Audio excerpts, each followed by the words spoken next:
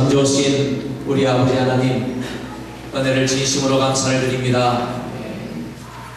우리 교회를 오늘 여기까지 인도하시고 창립 19주년 감사 기념 집회를 허락하신 그 은혜와 그 사랑 다시 한번 감사를 드리오며, 오늘 이 예배를 통하여 오직 하나님께만 영광을 올려드리기를 소망합니다. 우리의 예배를 받아주시고 이 자리에 머릿속에 모든 주의 자녀들 위해 하늘의 문을 여시고 한량없는 주의 복을 내려 주시옵소서. 성령으로 충만케 해 주시옵소서. 우리 가운데 기름 부어 주시옵소서. 살아계신 하나님의 말씀이 증거될 때에 놀라운 변화의 역사들, 기도 응답의 역사들, 병고치유의 역사들, 하나님 간절히 바라고 사모하는 모든 소원이 이루어지는 축복의 역사들이 오늘 이 밤에 나타나게 하시옵소서. 하나님 아버지, 오늘 귀한 목사님 우리에게 보내주시고 이 귀한 집회 허락해 주셔서 감사합니다. 하나님 이 말씀 통하여 우리 가운데 놀라운 은혜 부어 주시옵소서. 예수님 이름으로 기도하옵나이다. 아멘. 이 옆에 분들과 우리 인사 나누겠습니다. 잘 나오셨습니다. 교회 창립 19주년 기념 집회인데, 기념 집회 5월달에 하면 좀 많이 올 줄 알았어요. 7월달보다는. 그런데 5월달에 비가 올 줄 몰랐네요. 비가 막 폭우가 쏟아져서 오늘 얼마나 올까 마음이 많이 졸였는데, 그나마 많이 오셔서 감사하고, 오늘 이 시간에 우리가 하나님의 크신 은혜를 우리 옆에 있는 분만 받지 말고 한번 따라하겠습니다. 나도 받자. 나도 받자. 나만 받지 말고 모두가 다 우리 말씀을 통하여 주시는 놀라운 은혜를 다 받아 누리시는 이 밤이 되기를 간절히 바랍니다. 오늘 기념 집회 오늘 첫날 밤입니다. 오늘 이 밤에 귀한 목사님을 모셨습니다. 구미 남교회를 신고하시고 이미 광고를 통하여 한번 우리 목사님 소개가 나갔는데, 국제가정사역원 국제이사를 맡고 계시면서 뭘 맡고 있느냐, 이것보다도 제가 지난번 한국 나갔을 때 목사님 사역하는 교회를 가봤습니다. 왜 갔느냐, 뭔가 자신있게 소개를 해야 되는데 공이 있어야 소개를 할 거예요. 들은 것만 가지고 소개할 수 없어서 목사님이 어떤 분인지 듣기는 많이 들었습니다만 직접 뵌 적이 없고, 목사님 사역하는 교회 외부적으로 많이 크게 사역하시더라도 정작 본교회 당신 다니는 교회를 제대로 사역을 못하신다면 좀 그렇잖아요. 그런데 제가 가서 느낀 것은 와, 정말 탁월한 선택을 했구나. 제가 있습니다만 탁월한 선택을 했구나. 정말 이번 집회를 제가 가서 목사님 목회하시는 교회를 보고 목사님 인도하시는 예배를 참석하고 말씀을 짧은 시간에 좀 나누면서 정말 이번 집회를 많이 기대하고 준비를 했습니다. 이런 기대와 소망을 따라 하나님이 부어주시는 놀라운 은혜가 모두 여러분의 것이 되기를 간절히 축복합니다. 우리 목사님 나오셔서 먼저 헌금을 위해서 기도해 주시고, 첫 번째 시간 하나님이 만나주시는 사람이라는 제목으로 말씀을 전해 주실 때 많은 은혜 받으시기 바랍니다. 우리 박수로 환영하겠습니다.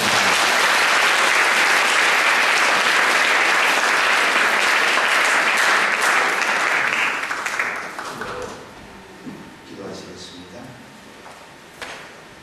감사하신 하나님 아버지, 먼 이국 땅에서 택하신 주의 백성들이 모여서 예배하고 하나님을 간절히 사모하는 거룩한 공동체를 허락하여 주시오니 감사합니다. 교회 창립 19주년을 맞이하여서 은혜를 사모하며 한자리에 모였습니다. 우리 하나님 성령으로 말씀하여 주시옵소서. 이 시간도 하나님의 마음을 시원케 드리기 위하여서 우리의 정성을 모아 예물을 드렸습니다. 하나님 믿음으로 심은 씨앗이 언제 거둘 것이 많아지는 주의 백성들 되게 해 주시옵소서. 마음의 소원을 담아서 기도하는 마음으로 드려싸우니 저들의 정성에 우리 하나님 응답하여 주시옵소서. 버섯백양 장로교회를 통하여서 이 버섯 땅이 소망이 생겨날 수 있도록 하나님의 관심이 머무는 자리, 하나님이 기뻐하시는 주의 백성들 되게 해 주시옵소서. 아름답게 예물이 서여질 수 있도록 관리하는 종들에게 한 마음이 되게 해 주시고, 하나님 기뻐하시는 거룩한 물질들이 점점 더 많이 드려질 수 있도록 사랑하는 주의 백성들이 하는 생업들 위에, 손길들 위에 하나님의 손이 함께하여 주시옵소서. 감사하오며 예수님의 이름으로 기도드리옵나이다. 아멘. 할렐루야. 아멘. 제가 여러분 교회에 참석하면서 마치 청년부 예배에 와 있는 것처럼 굉장히 젊어 보여서 참 보기에 좋습니다. 아프리카에 가면 축구를 잘하는 카메룬이라고 하는 나라가 있는데, 그 나라에는 사람들이 강의를 듣든지 설교를 듣든지 듣는 교종들이 듣고 있다가 정해진 시간이 되었는데도 강사가 계속하면 이렇게 박수칠 준비를 합니다. 시간이 지나는데 재미없는 걸 계속하면 사람들이 손을 높이 들어서 오른쪽 왼쪽 이렇게 흔들거려요. 들을 것 없으니까 내려오십시오. 제가 이 외부에 나와서 설교를 하면서 우리 교회에서 하면 제가 딱 시간을 지키거든요. 그런데 외부에 와서 설교를 하면 교인들이 길게 해달라는 건지 짧게 해달라는 건지 감을 못 잡을 때가 많습니다. 실제로 제가 한 2년 전에 서울의 대방교회라는 교회를 가서 이제 부흥회를 했는데, 첫째 날은 우리 교회에서 하는 것처럼 좀 짧게 했습니다. 설교를. 대부분 교인들이 다 좋아하는 것 같아요. 짧게 하니까. 근데 어떤 이제 앞에서 한 5번째쯤 앉았던 양로기원 신사가 지나가면서 목사님 부흥인데 좀 길게 해주십시오. 설교를 길게 한다는 분들이 거의 없거든요. 담임 목사님 보고 물어봤어요. 저분이 누굽니까? 장로님이 설교를 길게 해달라. 그런 경우는 더 드물거든요.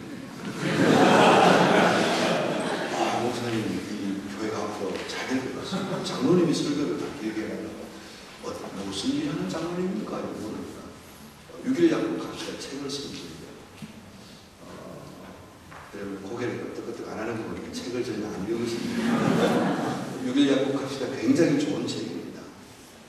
이분이 그 경남 함안에 시골교회 목사님 6명의 자녀 중 5번째로 태어나서 굉장히 가난하게 자랐어요.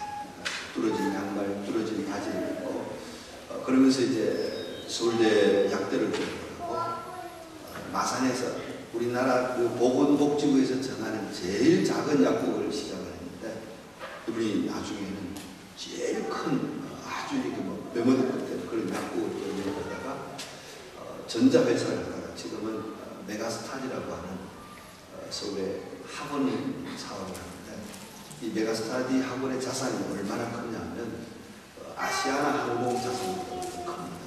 굉장히 큰 기업입니다. 엄청난 그런 기업을 경영하는 분인데, 이분이 설교를 길게 해달라고 그러니까 제가 그 다음 2번째 날 딱 올라서서 제가 자주는 안 다니지만 외부 집회 나가서 설교를 길게 해달라는 부탁을 받았고, 특별히 여러분 교회 장로님이 길게 부탁을 했기 때문에 제가 오늘 마음 먹고 제가 생각나는 대로 한번 보겠습니다. 여러분들이 들을 게 없다, 지루하다 이렇게 해서 이제 나가면 나도 그만두고 할 수 있는 데까지 한번 해보겠습니다. 7시 반에 시작을 했는데 몇 시에 끝나서 그랬습니다. 제가 우리 이 목사님처럼 막 박력이 있어서 큰 소리로 뭐 이렇게 부흥 강사 그러지는 않는데 제가 조용조용하게 설교를 하는 스타일이거든요. 7시 반에 시작을 했는데 12시 반에 여러분 중에 오늘 잘못하다 큰일 났다 혹시 이렇게 생각할 분들이 있을 것 같아서 제가 미리 말씀드리는데, 오늘 첫째 날이니까 제가 아무리 길게도 1시간 반 이상을 안 할 테니까 1시간 정도, 1시간은 괜찮죠? 1시간이 깁니다. 2시간 하잖아요. 근데 1시간 정도는 할게요. 괜찮죠? 철학자 중에 철학자라고 하는 아리스토텔레스가 이제 젊은 제자들을 불러놓고 질문을 했대요. 너희들 인생을 살면서 사람이 가장 행복한 때가 언제이냐? 질문을 던졌어요. 제자들이 딱 그 질문을 받아보니까 뭐라고 딱 꼬집어서 말할 수 있는 게 애매합니다. 그래서 이제 이 스승이 다시 힌트를 줍니다. 어떤 사람은 그 행복한 순간을 맛보지 못하고 죽는 사람이런가 하면 어떤 사람은 그 행복한 순간을 일찍 발견하는 사람도 있다. 그래도 대답을 못하더랍니다. 여러분, 사람에게 있어서 제일 행복한 순간이 언제일까? 제가 이제 물어보면요, 유치원 아이들에게 물어보면 대부분 생일날이라고 했습니다. 생일을 되면 선물도 받고, 때로는 뭐 이렇게 유치원이나 학원 땡땡이 쳐도 이만큼 다 주잖아요. 조금 더 이제 큰 아이들에게, 중학교, 고등학교 다니는 아이들에게 사람에게 있어서 가장 행복한 날이 언제일까 물으면 자기가 원하는 명문 대학을 들어가는. 그러면 여러분 호주 땅에는 들어가겠지만 한국에는 보면 수업 마치고 저녁에 또 야간 자율학습하고 그 끝나면 또 학원을 가고 보통 고등학교 2학년, 3학년 되면 밤 12시 되면 들어오거든요. 그래서 우리 교회를 다니다가 이제 이렇게 주재원으로 해외를 가는 분들이나 선교사님으로 나간 분들이 아이들에게, 중고등학생들에게 이제 말 안 들으면 하는 얘기가 한국 보낸다. 그리고 말을 잘 들어요. 그만큼 한국의 중고등학생들이 치열한 어떤 입시 속에 살잖아요. 그래서 내가 원하는 명문대학 들어가면 내 인생이 가장 행복할 거다 이런 생각이에요. 근데 대학 들어가면 한 학기만 그렇지 1, 2년 지나면 내가 좋은 대학에 들어왔다는 것이 늘 행복하지 않습니다. 왜냐하면 취업 증정이 있잖아요. 좋은 회사에 가면 내 인생이 행복할 거라고 생각합니다. 그래서 대학생들에게 물어보면 인생이 가장 행복한 것은 내 평생이 보장되는 그런 어떤 고시 합격하거나 명문 기업에 들어가면, 대기업의 연구소에 들어가면 내 인생이 행복한 거라고 생각합니다. 정말 그럴까? 대학을 졸업한 사람들이 제가 있는 그 구미가 보면 삼성, LG 연구소가 있습니다. 우리나라에서 최고의 학부를 졸업한 그런 젊은이들이 들어오거든요. 그런데 와서 1년, 2년 견디지 못하고 그만두는 젊은이들이 많습니다. 너무 힘들어요. 정신적인 압박감도 많고. 그러니까 내가 원하는 좋은 기업에 들어가면 인생이 행복할 줄 알았는데 실제 들어가 버리고 그렇지 않은 겁니다. 그럼 거기에서 이제 버티고 견뎌내는 사람들에게 있어서 인생이 가장 행복한 날이 언제일까? 내가 그렇게 원하던 사람과 결혼하면 행복할 거라고 생각합니다. 내가 원하는 사람하고 결혼했는 것이 두고두고 내 인생에 행복할까? 제가 성경 공부를 하면서 못 물어봤어요. 여자분들만 성경 공부하는 자리에서 만약에 기독교에서는 그럴 리 없지만 만약에 내가 이 세상을 다시 태어난다면 지금의 내 남편과 결혼하시겠습니까? 대답이요. 생각도 안 하고 만약에 다시 태어난다면 지금의 남편과 결혼하시겠습니까? 바로 대답해요. 목사님 미쳤습니다. 제가 깜짝 놀랐어요. 그 다음에 남자들과 공부하는 자리에 가서 물어봤어요. 여자들은 그렇게 대답을 하던데 남자들 좀 다르겠죠. 특별히 우리 예쁜 부인하고 결혼하는 집사님. 만약에 태어난다면 내가 딴 여자 생각 안 하고 지금의 아내와 다시 결혼하시겠습니까? 우리끼리 있으니까, 남자들끼리 있으니까 어떻게 하시겠습니까? 골비십니까? 외형적으로 봤을 때 잘생기고 능력 있는 남자, 예쁘고 날씬한 아내, 그러면 딴 남자, 딴 여자 생각 안 할 줄 알았는데 살아보니까 그게 아니더라는 거죠. 근데 나이 많은 할머니에게 물어보면 대답은 할아버지하고 다시 산대요. 그래서 할머니 보고 할머니, 할아버지가 그렇게 좋습니까? 할머니 대답이 그놈이나 다 똑같아요. 우리의 인생이 그러면 언제 행복할까? 이 철학자 중에 철학자라는 사람이 답이 없는 걸 가지고 질문하는 게 아니었잖아요.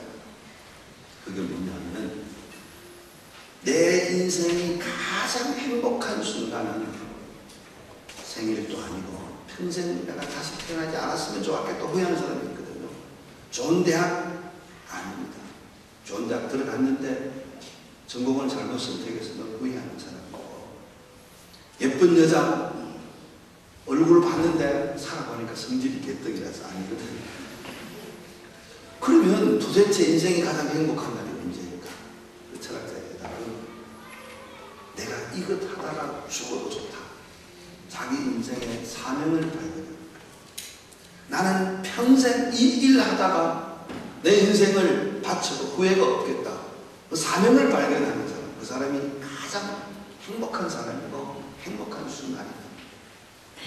사랑하시는 성도 여러분, 여러분은 하나님께서 나에게 어떤 일을 맡겨서 내 인생을 걸고 이 일 하다가 내가 하나님 앞에 가더라도 후회 없다라고 생각할 수 있는 내 인생의 사명을 발견할 수 있기를 주님의 이름으로 축복합니다. 내 인생의 사명을 발견하는 것, 이것을 조금 더 우리가 신앙 안에서 바꾸어서 말한다면 내가 믿는 하나님이 어떠하신 분인지, 그 하나님이 나를 어떻게 만나주시는지, 내가 믿음으로 산다고 했을 때 내가 정말 믿고 있는 믿음의 내용이 무엇인지 그것을 아는 게 인생의 사명을 발견하는 것과 같은 맥락이라고 볼 수 있습니다. 그렇다면 여러분, 여기 나오신 분들은 다 예수님을 믿는 사람이고 하나님을 믿는 사람인데, 그 하나님을 믿는 믿음이 성경이 말씀하는 믿음과 내가 믿는다고 생각하는 믿음이 일치하는가에 대해서 오랜만에 함께 생각해 보았으면 좋겠습니다. 많은 경우 내가 하나님을 믿는다고 말하는데 그 믿음이 하나님이 원하시는 믿음과 내가 생각하는 믿음이 다른 경우들이 있더라고요. 여러분들 이해를 돕기 위해서 제가 이야기를 좀 하겠습니다. 저는 이제 고신 모태 신앙에서 태어난 아주 보수적인 신앙을 가진 사람입니다. 저희 부모님이 아직 살아계시고, 저희 부친이 원래 연세가 95이고 모친이 90이시고, 부친이 95, 모친이 90이신데도 아직 건강해요. 정정해요. 제가 얼마 전에 부모님을 찾아뵀는데 저희 부친이 내가 오래 안 살고 싶었는데 요즘 갑자기 100살은 살고 싶다고. 왜 그렇습니까? 아랫동네 경로당에서 100살 된 분이 100살이 되었다고 이렇게 선물을 돌렸는데 선물을 너무 시시한 걸 주더라고요. 나는 100살이 되면 노인들에게 선물을 좀 괜찮은 거 돌리고 싶어서 100살을 살고 싶다. 제 부친, 모친이 그런 걸 보니까 저도 오래는 안 살아도 99세까지 여러분, 인생을 얼마나 오래 사느냐, 그보다 더 중요한 것은 우리가 어떤 마음으로 사느냐가 참 중요한데, 저는 그런데 굉장히 보수적인 신앙에서 자라나서 제가 어렸을 때 목사가 되겠다는 생각을 가지고 있다가 나중에 이제 직장 생활을 하다가 다시 신학을 했습니다. 제가 생활을 하다가 다시 신학을 하면서 그때 얼마나 순진했느냐면요, 지금도 좀 순진하지만 그때 굉장히 순진했습니다. 제가 벌었던 돈을 부모님에게 좀 드리고 나머지 다 헌금해버리고 돈이 하나도 없이 신학교를 갔어요. 저는 신학교 가면 하나님이 엘리야 시대에 까마귀를 보내어서 이렇게 아침 저녁으로 먹을 것을 갖다 주는 것처럼 필요한 걸 막 사방에서 줄 줄 알았어요. 근데 안 주더라고요. 공해가 많아서 그런지 까마귀가 하나도 안 오고. 그래서 제가 하루에 한 끼를 먹고 학교를 다녔습니다. 하루에 한 끼를 먹고 학교를 한 달 이상 다니다가 하늘이 안 팔았고 하늘도 팔았더라고요. 진짜 배가 고파 보니까 한 달 이상을 계속 한 끼를 먹고 다니니까 어떤 사람이 제일 인격이 좋은 사람이냐면요, 밥 먹을 때 나보고 밥 먹으러 가자고 끌고 갑니다. 비록 라면 한 그릇을 주더라도 데리고 가는 사람이 제일 좋더라고요. 그래서 제가 신학을 다니다가 1년 휴학을 하고 학비를 벌려고 저 중동의 사우디아라비아에 가서 일을 해서 왔습니다. 다시 그 돈을 가지고 제가 공부를 마쳤거든요. 그러는 중에 이제 결혼을 했습니다. 아무것도 없이 그냥 부산 영도구 봉래동 제일 꼭대기에 제가 살았습니다. 저하고 우리 집하고 붙어 있었어요. 제가 성경을 읽으려고 이렇게 성경을 펴면 항상 옆에서 불공, 연불외로 소리가 목탁 소리가 어떤 날 그 소리가 안 들리면 성경이 잘 안 들을 정도로 매일 밥 먹다니까 사람이 이상하게 그렇게 길들여지더라고요. 그까지는 좋은데 이제 제일 힘든 게 뭐냐면 꼭대기에서 버스 타는 데까지 내려오는 길이 한참 걸어 내려가요. 그리고 왔다가 다시 또 집에 갈 때 또 한참 걸어 올라가요. 제가 전도사로 이제 사회가 되고 있던 교회는 건너편 버스를 타고 한참 가서 부산 다른 또 산 꼭대기에 있었거든요. 일주일에 4번을 이 산 꼭대기에서 한참 내려와서 버스를 타고 가서 버스에서 내려서 또 저 산 꼭대기까지 한참 올라가는 그 길을 몇 년을 왔다 갔다 했거든요. 신학교 졸업할 때, 신학대학원 3학년 졸업할 때쯤에 제 아내를 보면서 늘 미안해가지고 아이를 얻고 다니다니 너무 미안해서 내가 신학교를 졸업하고 풀타임으로 살려면 평지에서 내가 살겠다. 그걸 이제 무슨 공약 비슷하게 조금만 기다리면 버스 승강장 옆에서 살게 해주겠다. 그랬어요. 근데 진짜로 그 신학교 총장을 지냈던 목사님이 목회를 하는 교회인데 저를 오라고 불렀어요. 아니라 조금 있다가 신학대학원 졸업하는 우리 교회 와서 사역을 하면 3년 동안 열심히 부교육자 사역을 하면 목사 안수 받을 때쯤에 유학할 수 있도록 추천서 서주고 학비도 좀 후원을 해주겠다. 너무너무 좋았어요. 제가 가난하게 공부를 했기 때문에 유학을 보내주겠다는 것도 고마웠지만 집이 진짜 버스 승강장 옆에 야구장이 보이는 아파트 9층이었어요. 제가 꿈에도 그리던 사역지를 만났다 이렇게 생각을 하고 목사님 제가 충성하겠습니다. 그리고 인사하고 나왔습니다. 그 대신 이제 신학교 졸업하고 오라고 했기 때문에 졸업할 때까지 한 3개월이 남았습니다. 그 3개월 동안 주일 오후에 이제 이 교회 저 교회 제가 탐방을 다녔습니다. 조금 큰 교회를 다니면서 앞으로 내가 교육 파트를 열심히 배워서 잘해야 되겠다고. 이 교회 저 교회 다니다가 한 번은 밀양에 있는 시골 교회에 제 친구가 개척하는 교회가 있어서 그 교회를 갔습니다. 갔는데 그 친구가 이제 주일 저녁 예배 사역을 되면서 우리 옆에 설교자가 없어서 비어있는 시골 교회가 있는데 거기 가서 설교를 합니다. 그래서 오십시오 오토바이를 타고 겨울에 이제 보리밭을 지나서 이렇게 갔어요. 가니까 진짜 전형적인 시골교회, 조그마한 시골교회인데 어른 부부 한 가정 있고 또 장애인 한 명 있고 그 다음에 남편 핍박이 심한 이제 겨우겨우 교회 나오는 분도 있고 중고등생 합해서 5명, 전체 교인이 이제 9명입니다. 그 9명 교인들을 두고 이제 제가 주일 저녁 설교를 했습니다. 설교를 다 마치고 이제 이렇게 뭐 다과를 나누는데 유일한 남자였던 그 집사님이 저보고 하는 얘기가 전사님 우리 교회는 역사가 50년이 넘었는데 한 번도 어른들이 20명이 넘어본 적이 없습니다. 그런데 오늘 전사님 설교를 들으면서 마음에 욕심이 생겼습니다. 무슨 욕심이요? 우리도 전사님처럼 젊고 잘생긴 분이 왔으면 좋겠습니다. 비웃으십니다. 제 기억으로 젊었다는 얘기가 확실히 했고 잘생겼다는 말도 했던 것 같아요. 우리 교인들은요 제가 잘생겼다는 말을 하도 많이 해서 진짜 잘생긴 거 아무도 저보고 잘생겼다는 말을 안 하니까 제가 늘 그렇게 잘생겼다는 말을 스스로 하거든요.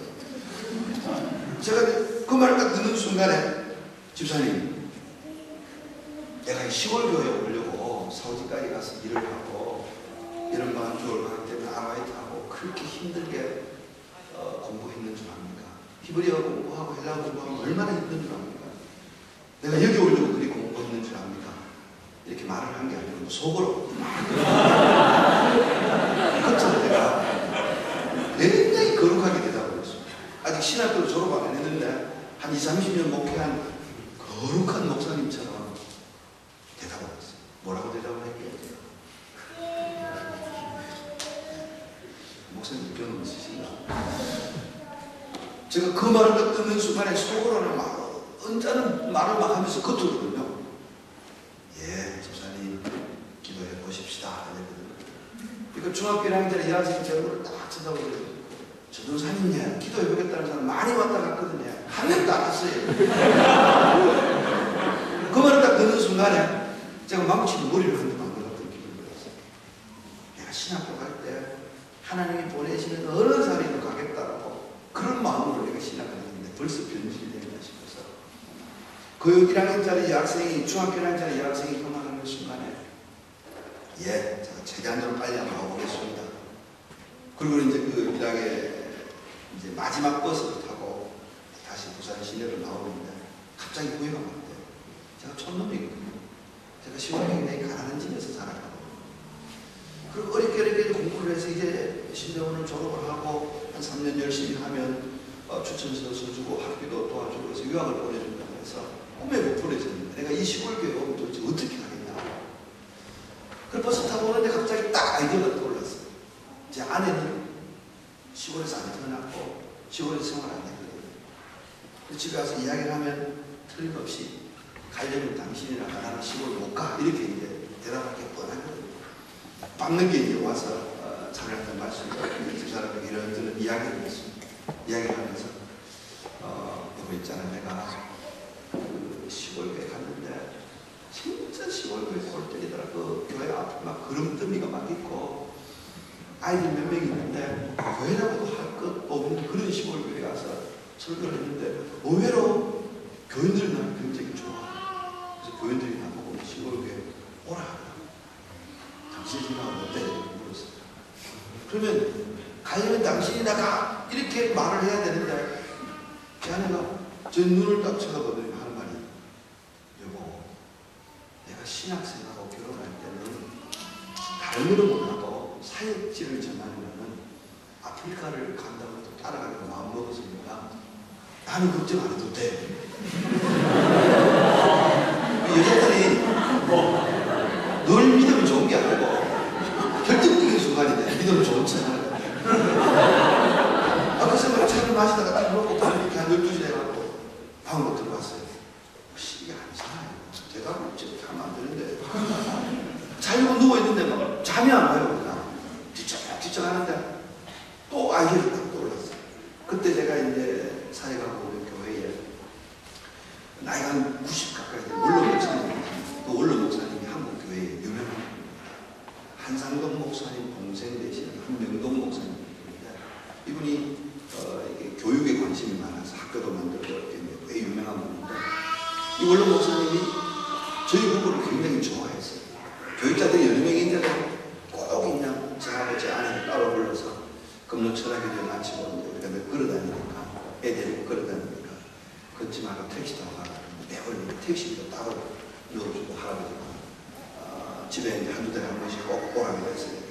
그때 못 먹을 텐데 고기도 구워주고 막 이랬던 분이. 그래서 너무 이제 그 목사님을 좋아하고 그 목사님도 저를 사랑해 주셨는데 그 목사님 댁에 이제 인사를 했어요. 목사님 1차, 2차 했어요. 제가 이제 한 3개월 있으면 신학교 졸업을 하는데 시골에 간다고 제가 막 얼렁뚱땅 대답을 해버렸습니다. 이럴 경우에 목사님 어떻게 해야 됩니까? 그 목사님의 평소 성향을 보면 젊을 때 공부를 많이 해야 된다고 늘 설교를 하셨던 분이기 때문에 신학을 더 하고 시골교회는 나중에 가도 된다 이렇게 대답할 줄 알았는데 그 원로 목사님이 저를 딱 이렇게 쳐다보더니만 내가 사람은 제대로 본 것 같아. 우리 기도합시다.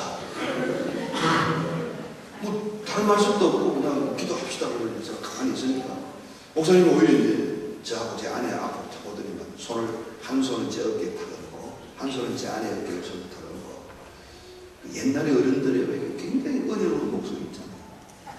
하나님 아버지 아무도 안 가겠다는 비어있는 재단의 이종을 가지고 있는데 제가 거기도 화를 하는 게 아니거든요. 진짜 마음 같아서는 목사님이 이렇게 손을 들어버리고 싶어요. 목사님 너무 진지하게 기도를 아멘 안 하면 계속 할 것 같아요. 그래서 아멘 하고 기도가 끝이 났습니다. 그리고 이제 목사님이 저를 꼭 하시는 말씀이 생각 잘 해서 내가 교사를 하다가 늦게 신학을 하고 일본에서 신학을 하고 한국 들어왔는데 교회 청빙을 받았는데 5명 있는 교회한테 갔어.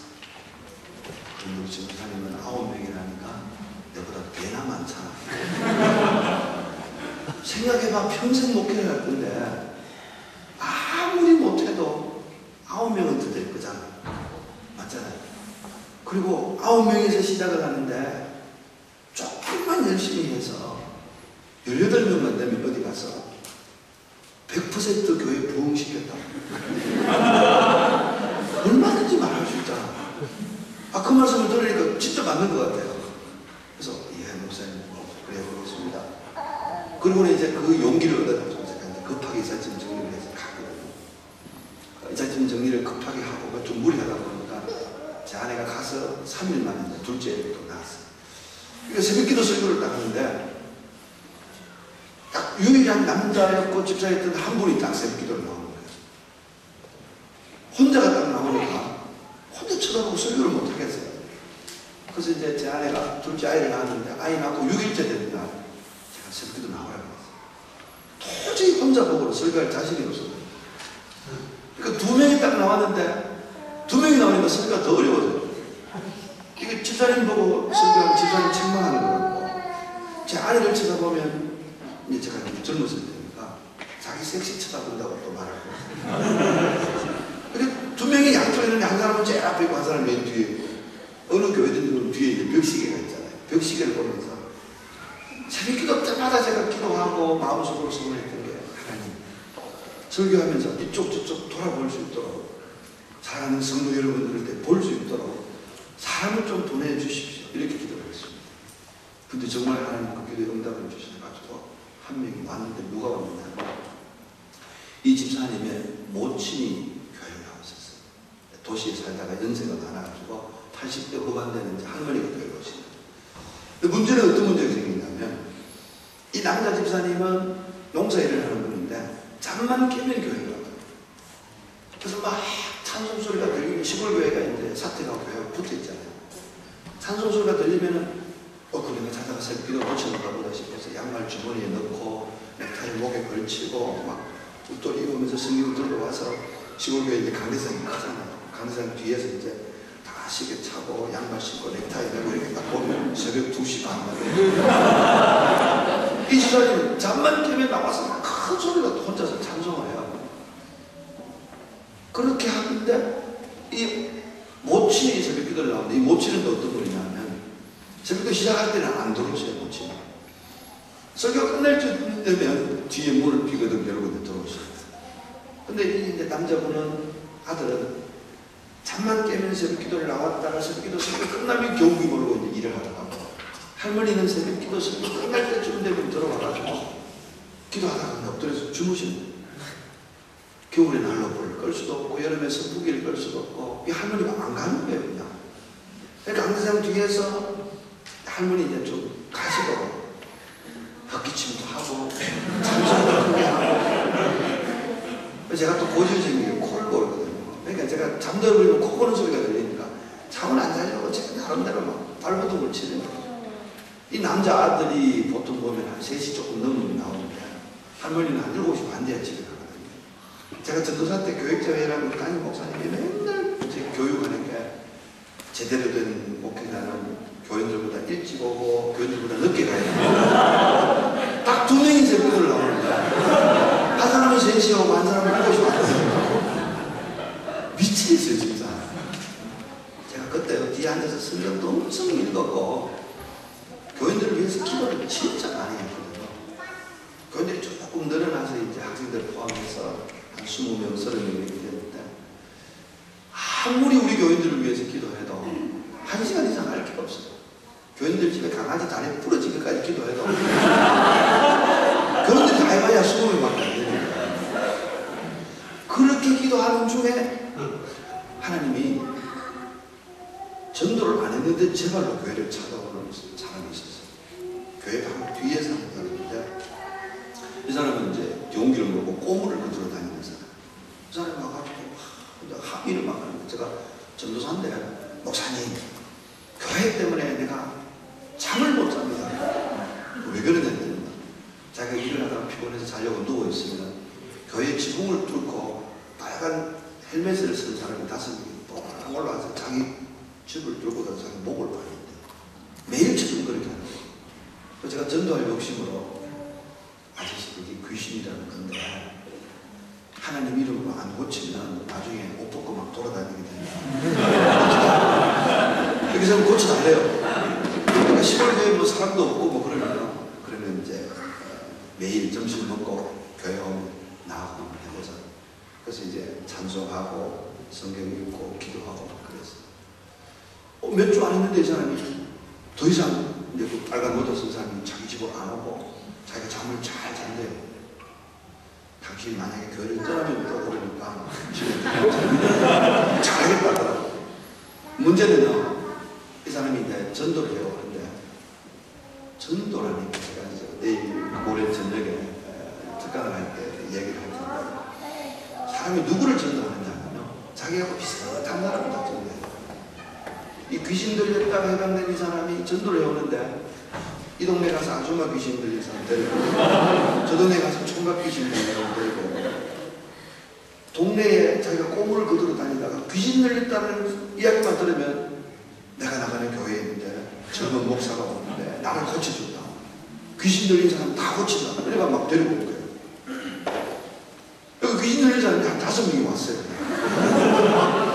수요일날은 이제 학생들, 청년들 좀 생겨서 이제 한 30분 되니까 괜찮은데 수요일날만 되면 제가 설교를 하다가요. 설교하기 전에 그래. 우리 교인들이 이제 농사 짓는 분들이니까 찬송 끝나고 기도 끝나고 성경 본문 읽을 때쯤 되면 벌써 우리 교인들은 제 말을 100% 믿습니다. 목사님 맞습니다. 설교 한 5번 지나면 거의 우리 교인들은 목사님 아멘입니다. 근데 귀신 들린 사람은 저 성경을 읽다가 하나님이 졸지도 않고 주무시지도 않는다 했는데 귀신도 안 좋더라고요. 귀신 들린 사람 교회 오면 안 좋아요. 근데 이제 막 제가 설교에 클라이막스 올라가서 목소리가 조금 높아지면요, 이 귀신 들린 사람들이 갑자기 손을 번쩍 들고 목사님 질문 있습니다. 뭔데? 화장실 갔다 와도 됩니까? 그 촛불을 가지고 종이 비행기를 만들어서 이렇게 막 날리다가 이거 부딪히잖아요. 분명히 이게 모자라고 귀신 들린 사람인데 그러면 그때 말할 때 보면 아주 정상적이에요. 지금 네가 나에게 선전포고를 했냐? 말해도 내가 너를 맞추려고 한 게 아니고 비행기 끝이 이렇게 유선력으로 되기 때문에 뺑 돌아간 거지 너를 공격한 게 아니다. 그러지. 예배 시간에 자기들끼리 나서 제가 설교를 하고 근데 그 귀신 들린 사람이 결과적으로는 다 고쳐졌어요. 다 고쳐졌는데 제일 걱정인 사람 한 사람 이야기를 하면 24살 된 청년인데 동네 이장 아들이었어요. 이 이장 아들이 귀신이 들려가지고 정신과 병원을 다 다녔는데 국립정신병원에 돈이 차는데 개인 정신병원은 굉장히 비싸요. 그때 제가 신학대학원을 졸업을 하고 한 달 생활비를 교회에서 15만 원을 받았는데 개인 샀을 괜찮은 정신병원은 한 달에 한 40만 원을 줘야 돼요. 그러니까 이제 이 교회에서 귀신 고친다는 얘기를 듣고 이 이장이 우리 아들 고쳐달라고 교회를 보내고 겁니다. 키도 저보다 크고 머리도 이렇게 차가지 깎았고 덩치도 커요. 근데 그 귀신 들린 청년하고 저하고 1대1로 이렇게 이제 상담을 하고 공부를 합니다. 한 번씩 제가 손을 확 붙여요. 이 친구가 귀신이 심하게 딱 들릴 때는 이야기를 하더라고요. 눈동자가 검은 눈동자가 보고 흰자만 싹 보이는 흰자만 싹 보이는 사람을 보면 싹 소리 웃기죠. 그 친구하고 제가 6개월을 성경을 하는데 그때 제가 이제 아마 좀 용기를 많이 들었고 지금은 제가 귀신 들린 사람 어떤 사람이 오더라도 귀신 들린 사람은 겁이 안 나요. 시골교회에서 하도 훈련을 받았거든요. 귀신 그러니까 뭐 딴 이야기 같죠. 귀신 들린 사람은 의외로 많습니다.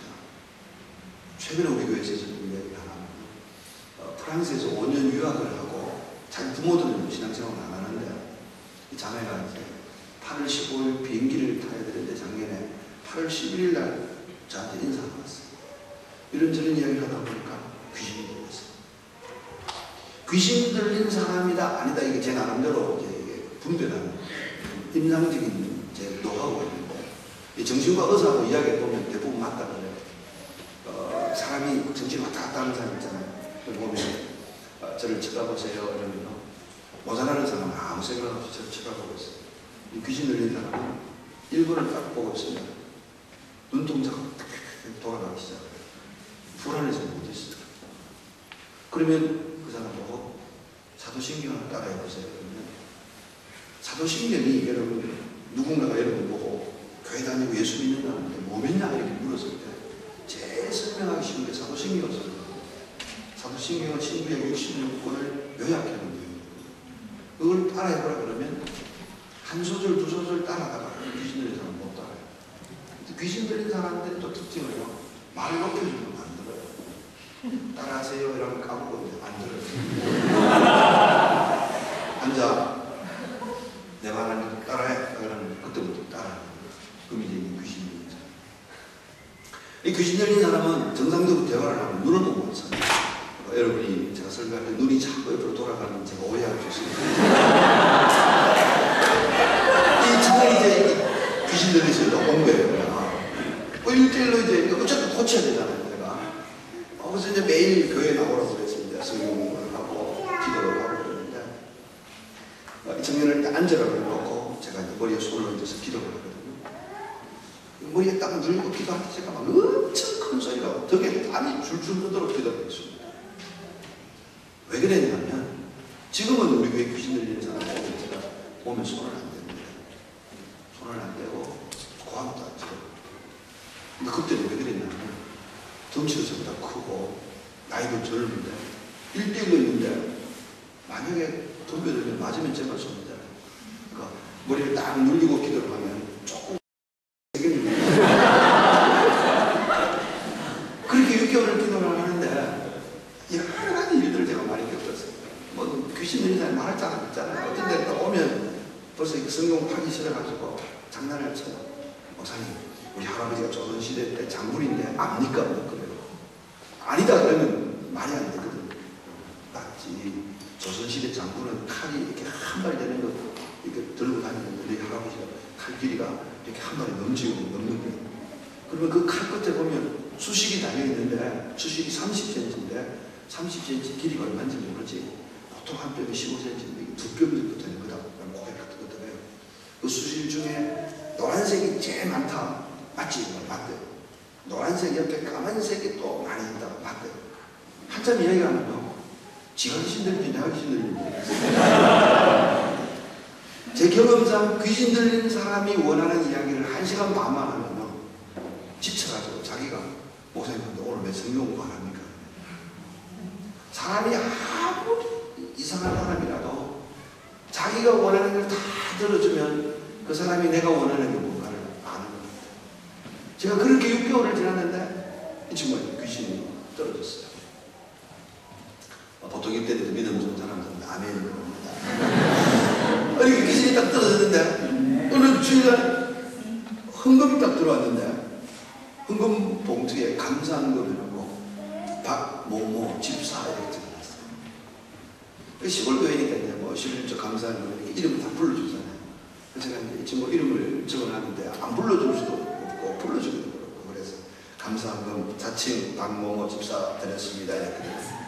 교인들이 이제 웃었어요. 끝나고 난 다음에 이 친구가 인사하고 이제 교인들 인사하는 옆에서 가고 목사님 나한테 감동했습니까? 왜?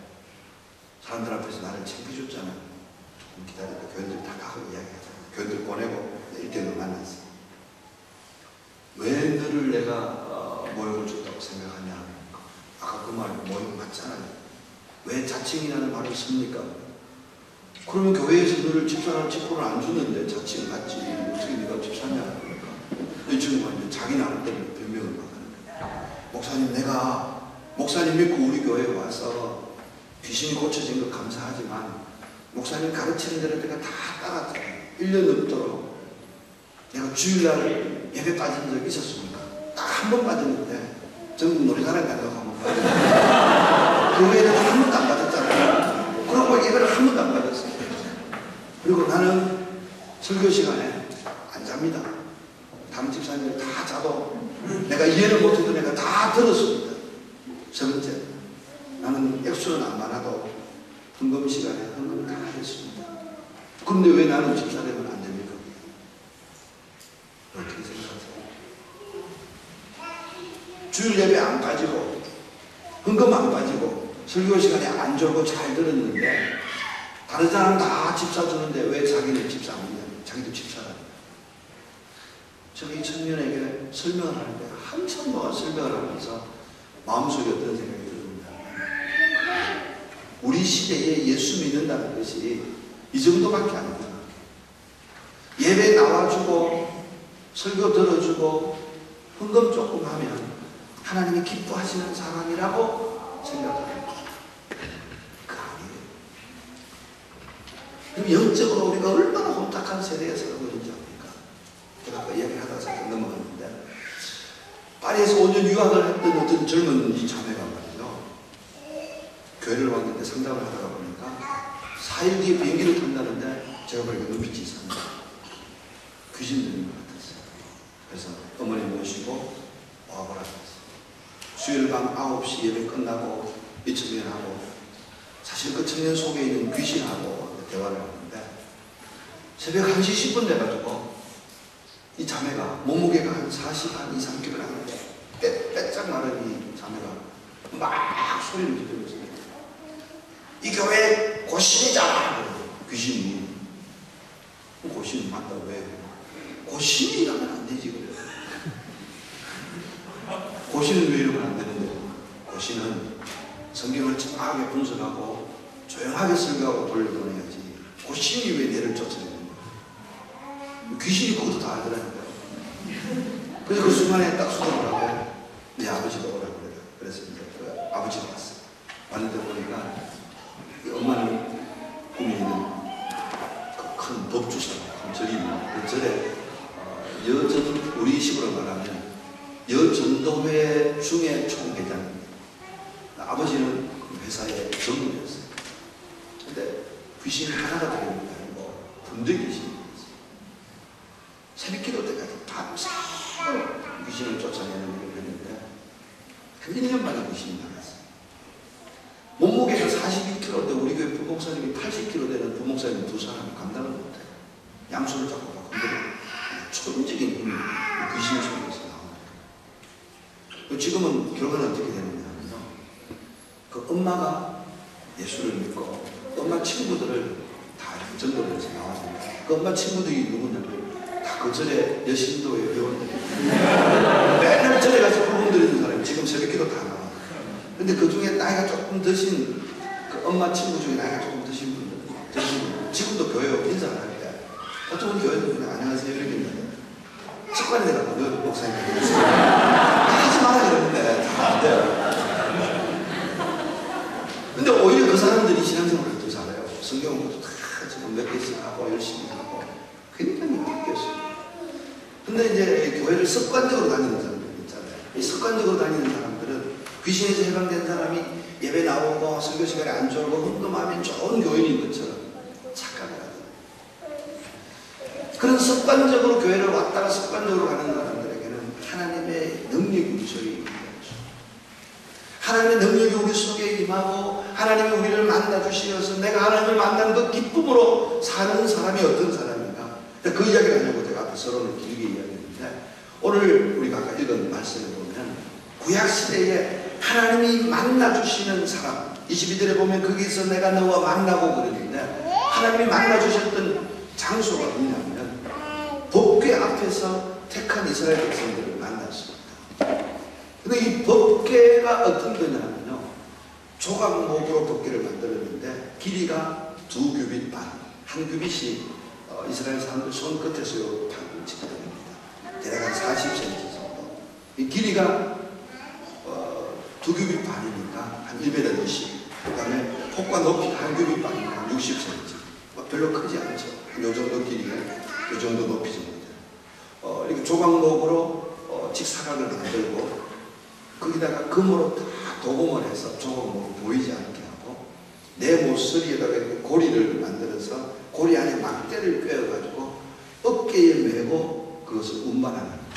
그리고 그 법궤 속에는 하나님의 말씀인 두 돌판을 넣어주라고 했습니다. 그러면 거기서 내가 너를 만나주겠다고 했습니다. 그리고 구약시대에 나오는 모든 이야기들은 신학적으로 모형론이라고 해서 신약시대의 그 정신을 우리에게 보여주기 위해서 구약시대의 실제 그림으로 보여줍니다. 그렇다면 구약시대 때 하나님이 법궤 앞에서 만나 주었던 이 그림의 내용이 신약시대 오늘 우리에게 어떻게 적용이 되어지는가? 한 세 가지로 은혜를 나누려고 하는데요. 첫 번째, 하나님이 만나 주시는 사람은 내가 아닌 예수님을 말하는 사람을 하나님이 만나 주신다. 여러분 따라해 보시죠. 내가 아닌 예수님을 말하는 사람. 이 법궤를 만들 때 조각목으로 만들어 그랬잖아요. 조각목. 우리 유명한 교회 목사님이 설교를 하는데 제가 차를 타고 가다 설교를 했습니다. 여러분 구약시대에 하나님께서 그 법궤를 만들 때에 통나무를 가지고 만드는 것이 아니고 조각목으로 만들려고 그랬는데 우리 모두가 조각조각 난 각자지만 예수 안에서 우리가 하나가 되어지는 연합되어지는 조각목으로 우리를 하나 되게 하신 줄로 믿습니다. 아멘. 그거 아닙니다. 조각조각 된 게 아니고 이 조각목이라는 게 한문 성경에는 가시조, 뿔과 나무목 이렇게 되어 있습니다. 영어 성경에 보면 아카시아 털이 이렇게 되어 있습니다. 아카시아 나무. 아카시아 나무 알죠? 시골에 가면 보통 산사태가 나고 그러면 아무데나 심으면 아무데나 자라는 게 아카시아 나무. 공동묘지가 있는 그런 산 같은 데 보면 별로 관리를 안 해도 무성하게 자라는 게 아카시아 나무. 울퉁불퉁하고 그거 가지고 집도 못 짓고 가구도 못 하고 땔감 정도로 봤었는데 아카시아 나무 본 적 없어요? 그런 거 정도는 알아야 이제는 이야기할 수 있습니다. 아무 데서나 자라고 가치 없는 아카시아 나무. 이스라엘 지방에 있는 십딘목인데 이게 별로 비싸지 않는 나무가 아무 데나 자라는 흔한 나무입니다. 하나님이 이 소중한 법궤를 만들 때 백합목이라든지 값비싼 나무를 가지지 않고 왜 조각목으로 아카시아 나무를 가지고 법궤를 만들려고 했을까? 그건 우리 본성이 그렇다는 거예요. 우리 사람들이 말이죠. 늘 다른 사람을 향해서 찌르는 말을 하고 상처 주는 행동을 하고 우리의 본성이 아카시아 나무 조각목과 같은데 이 조각목이 보이지 않도록 정금 대신 예수 그리스도 금으로 도금을 해서 아카시아 나무가 보이지 않게 하는 거예요. 이건 오형적으로 상징적으로 뭐냐면 우리가 이 세상을 사는 날 동안에 하나님이 우리를 만나주시고 우리를 이 세상에서 드러내는 사람은 말할 때마다 내가 아니고 할 수만 있으면 예수님을 말하는 사람을 하나님은 우리에게 임하시면서 은혜를 주시고 능력을 주시는 줄 믿습니다. 아멘. 여러분 내 주변의 사람들이 이야기를 열심히 하는 거 한번 들어보십시오. 내가 지금 열심히 이야기를 할 때 이야기하고 있는 이 내용이 뭔지 딱 보면 두 가지입니다. 내 자랑 아니면 남 흉보는 거의 이 두 가지 범주를 못 벗어요. 내가 어떤 이야기를 막 할 때 이게 진짜 상대방에게 유익을 주기 위한 정보가 아니고 내가 이만큼 똑똑하다는 걸 과시하는 거고 또 하나는 남을 욕하면서 짜릿한 쾌감.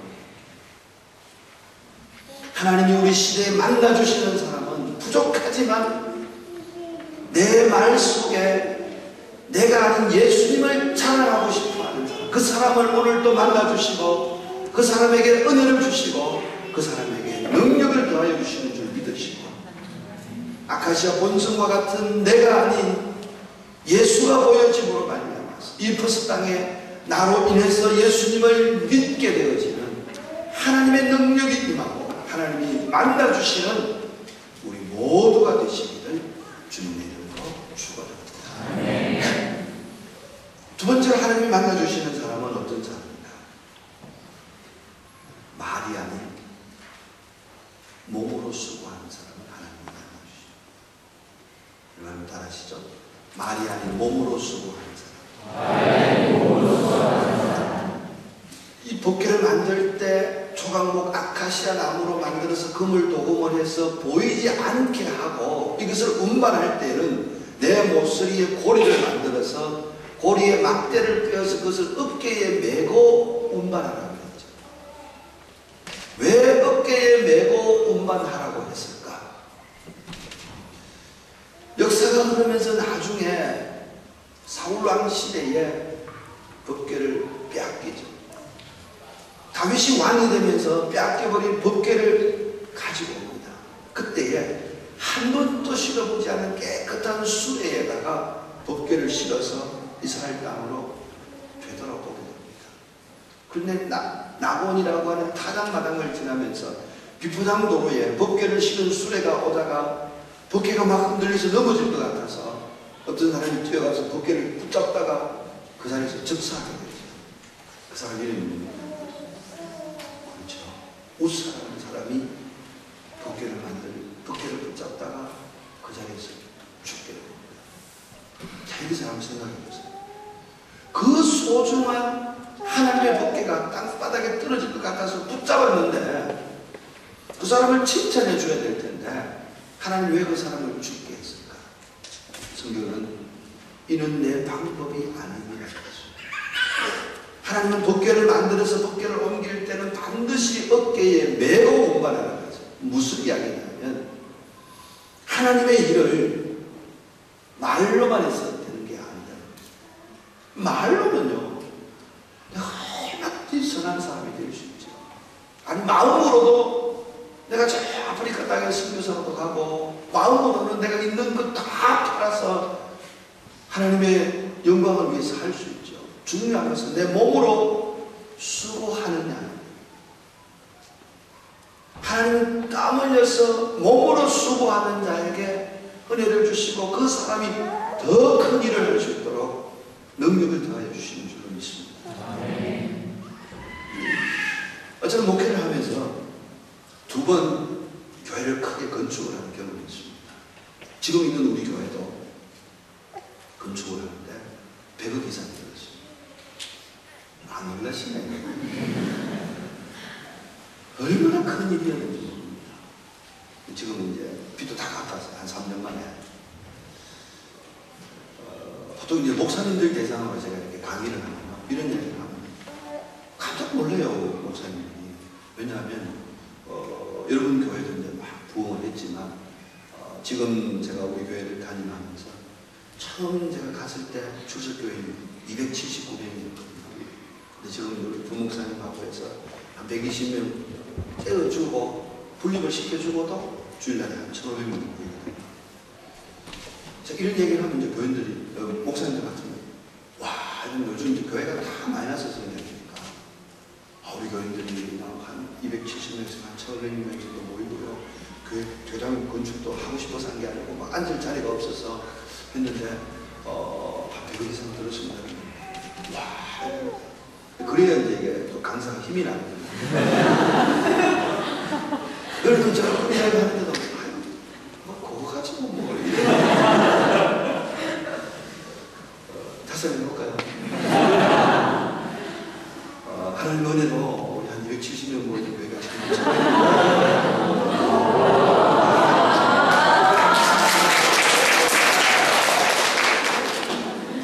짜고 하니까 제가 근데 이제 지나고 보니까 참 감사하고 자랑스럽고 그러는데 그 일이 시작될 때는요 정말 고민도 많고 반대도 많고 그런 일도 많았어요. 그런데 지나고 보니까 그렇게 충성하고 헌신했던 사람들을 하나님은 또 큰 복을 주셨어요. 덮개를 어깨에 메고 운반해 나가는 것은 어깨를 메고 그 광야길을 지날 때 어깨가 까질 수도 있고 힘들 수도 있잖아요. 더운 그 사막길을 걸어가는 때 하나님은 수레에 얹어서 편안하게 뒤따라가는 것을 원치 않게 하고 믿음의 사람들이 메고 가는 것을 기뻐했던 것처럼 우리 시대에도 내가 힘에 넘치도록 수고하는 사람들을 하나님이 복 주시려고 기다리고 계시는 줄 믿습니다. 제가 실제 경험을 한번 이야기를 해볼게요. 저는 두 번 이 교회를 건축을 하면서 두 번 다 기적을 경험을 했거든요. 지금 우리 교회도 등장을 해볼게요. 저는 이제 그 시골 교회에 있다가 지금 우리 교회로 와서 제일 감사했던 게 예배당에 교인들이 3분의 1밖에 안 차요. 처음에 오니까. 그 제가 마음에 내가 은퇴할 때까지 건축 안 해도 되겠구나. 믿음 없는 목사님. 왜냐면 앞에 교회에서 건축하면서 너무 힘들었기 때문에. 근데 한 1년, 2년 지나면서 매주마다 교인들이 자꾸 오는 거예요. 그 예배당이 작은데 4부 예배를 드렸거든요. 주차장 한 병도 없는데. 어쩔 수 없이 이제 건축을 해야 되는데. 그래서 이제 건축을 하려고 땅도 해석이 알아보고 막 이래서 땅을 드디어 샀습니다. 넓은 땅을 샀거든요. 학교를 같이 하려고 한 12,000평 땅을 샀습니다. 그쪽으로 옮기려고 꿈에 부풀어 있는데 제가 오후에 기도하는 시간에 기도를 하는데 하나님이 지금 있는 우리 교회 옆에 땅이 은행 땅인데 은행 기숙사인데 그 땅을 주시겠다는 마음 확신을 주십니다. 그래서 제가 교회 장로님들하고 언어도 안 하고 주변에다 일방적으로 글을 썼어요. 금식을 선포합니다. 하나님 제 땅을 우리에게 주시겠다고 했습니다. 그래서 금식기도에 동참하는 분들은 신청을 하십시오. 근데 금식기도 동참하는 사람이 별로 없었어요. 왜냐하면 빚을 내가지고 땅을 막 겨우 사놨는데 이 젊은 목사가 또 그냥 큰 땅을 사다 그러니까 땅이 한 2,000평 되거든요. 저는 확신이 왔습니다. 금식기도 하고 한 20일쯤 지났는데 은행에서 땅을 팔겠다고 연락이 왔어요. 교인들이 그때부터 놀라겠어요. 보통 은행은 땅을 안 팔잖아요. 은행이 땅을 팔겠다는 것 자체가 이상한 일이었어요. 그러니까 사람들이 이제 기도하는 사람들이 조금씩 생겼어요. 근데 우리 교회가 헌금에는 하나도 없고 빚만 있는 상태거든요. 근데 기적이 있다. 어떤 기적이 있냐면 목소리가 묵직한 사람이 전화가 왔어요. 목사님, 저를 좀 만나 주십시오. 누구신데요? 구민학교 교회는 아닌데 목사님 도움을 드리고 싶습니다. 제가 누군지 알아야 나가지요. 자기가 꿈이 김천 조포 이 남포관이라고. 순간적으로 막 이상한 기분이 막 들어요. 저희 만나자니까. 그러다 아무에게도 말을 못하고 나갔죠. 가니까 이제 리무진, 에코스 리무진에서 탁 내리는데 깍두기 2개가 딱 이러고 90도 이상 빡 하는 거예요. 근데 이제 저희가 찾길에서 둘 다 만났어요. 조폭하고 목사하고 만났는데 그림 좀 이상하잖아요. 그 자기가 딱 90도 이상 하면서 목사님을 도와드리겠습니다. 뭘 도와주신다는 말씀입니까? 자기가 소문을 들었는데 구민학교 옆에 있는 땅을 사겠다는 얘기를 듣고 자기가 도와주고 싶다고. 안 도와주셔도 됩니다. 도와주겠다니까요. 뭐예요? 혹시 도와주시더라도 제가 뭐 소개를 이런 못 드리면 돈 바라고 그런 거 아닌데 뭡니까? 자기 막내 여동생이 굉장히 예쁘고 똑똑하고 공부도 잘했는데 어느 날 결혼을 잘못해가지고 목사하고 결혼을 했대요. 그래서 그 여동생이 전라도 해남 거기에서 이제 목회를 하는데 자기가 가봤대요. 가보니까 막 개척교회를 하는데 너무너무 불쌍하더래요. 근데 자기는 여동생이 불쌍한데 여동생이 오빠인 자기를 보면서 막 울더래요. 오빠 한 번뿐인 인생을 그렇게 살다가 지옥 가면 안 돼. 예수 믿어야 돼. 동생을 도와주러 갔다가 동생이 자기를 붙잡고 불쌍하다고 막 그러면서 나 오빠가 주는 돈 안 받을 거야. 회개하고 예수 믿어. 막 그러더라고. 이제 돌아오면서 차 안에서 온갖 생각이 다 교차하더라고요. 제 동생이 진심으로 나한테 하는 얘기인 것 같은데 내가 지금까지 죄를 지은 게 얼마인데 내가 양심이 있지 내가 어떻게 천국인가.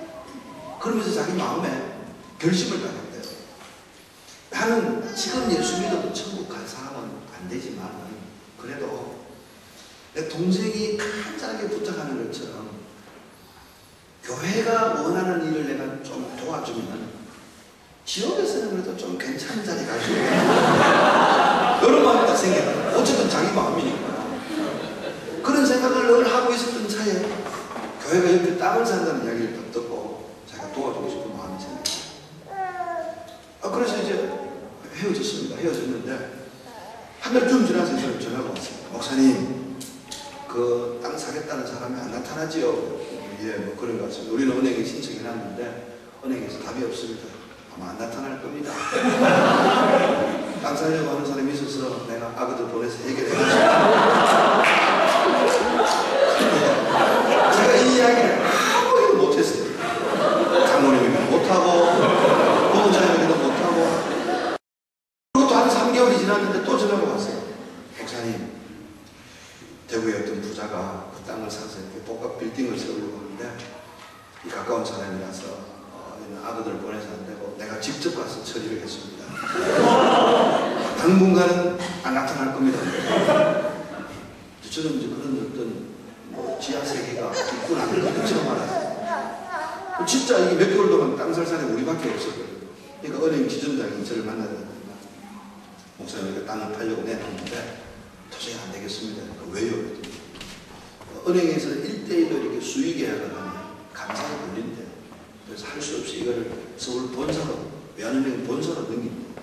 그러니까 본사에서 일간지 신문에 공고가 나면 그때 하라.